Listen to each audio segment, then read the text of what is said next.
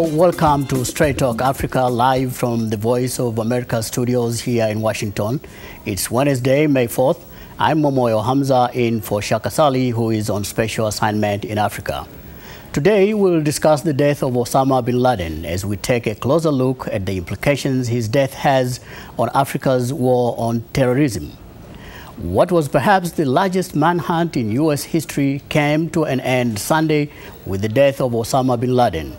He was the world's most wanted terrorist. The immediate reaction in the U.S. was celebratory. Today in Africa and elsewhere in the world, the reaction to the al-Qaeda's leader's death is more subdued and with mixed concerns for the future. VOA's Paul Sisco has more. The world changed dramatically September 11th, 2001. 2,749 people lost their lives at the World Trade Center in New York. Within minutes, terrorists, in a plot masterminded by Osama bin Laden, claimed nearly 300 more lives on a field in Pennsylvania and at the Pentagon just outside Washington, D.C. In total, nearly 3,000 people in America perished in minutes that day, each leaving behind grieving family and friends. The world changed again on Sunday, May 1st. That the United States has conducted an operation that killed Osama bin Laden, the leader of al-Qaida, and a terrorist who's responsible for the murder of thousands of innocent men, women, and children. U.S. and world reaction was swift and initially was celebratory. It was an announcement many had waited more than a decade to hear. Osama bin Laden's deadliest strike in Africa was the 1998 bombing of the U.S. embassies in Nairobi, Kenya, and Dar es Salaam, Tanzania, killing 224 people, over 200 of them Kenyans. President Mwai Kibaki called bin Laden's death an act of justice to those who lost their lives and the many more who suffered injuries.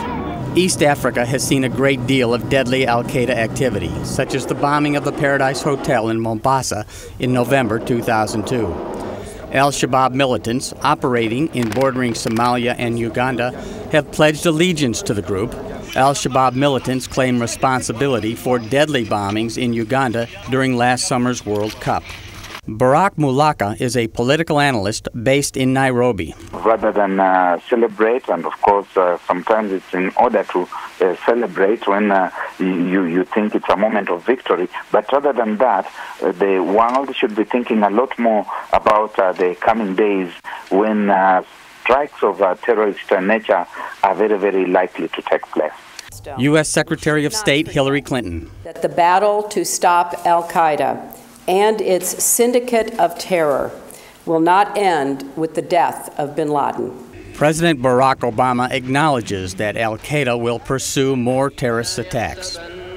I've made clear, just as President Bush did shortly after 9/11, that our war is not against Islam. Bin Laden was not a Muslim leader. He was a mass murderer of Muslims.